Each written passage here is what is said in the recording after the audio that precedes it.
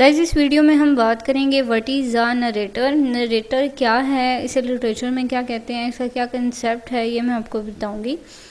तो नरेटर जो है एक्चुअली वो पर्सन होता है जिसके पर्सपेक्टिव से हमें स्टोरी बताई जाती है, यानी जो स्टोरी को खुद नरेट कर रहा होता है, बता रहा होता है। फॉर एग्ज़ाम्पल अगर आपने नरेटर बनना है किसी लिटरेचर में, किसी स्टोरी में, तो आप कैसे स्टार्ट लेंगे? आप ऐसे स्टार्ट लेंगे कि मेरा बेटा जो था वो इस तरह काम करता था, या मैंने उसको देखा, मैं ये वहाँ पे खड़ी थी तो हवाएं चल रही थी, या इस तरह का आप अपने पर्सपेक्टिव से आप आई यूज़ कर रहे हैं, आप नरेट कर रहे हैं। ठीक है, नरेटर ज़रूरी नहीं है कि आप स्टोरी में हों, आपका किरदार हो स्टोरी में, ज़रूरी नहीं है कि आप उसमें करेक्टर भी हों। सम टाइम आप उसमें स्टोरी में नहीं होते लेकिन आप स्टोरी को नरेट कर रहे होते हैं।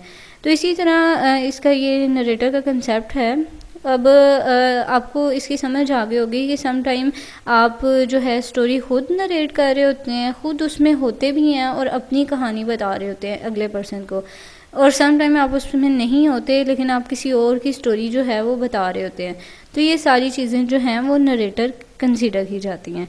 तो आई होप आपको इस कंसेप्ट की समझ आ गई होगी। Thank you so much for watching. Next video में मैं आपको first person, second person, third person और थर्ड पर्सन नरेटर की टाइप्स जो हैं इन पे मैं वीडियोस बनाऊंगी। आई होप आप इसे ज़रूर ज्वाइन करेंगे। Thank you so much.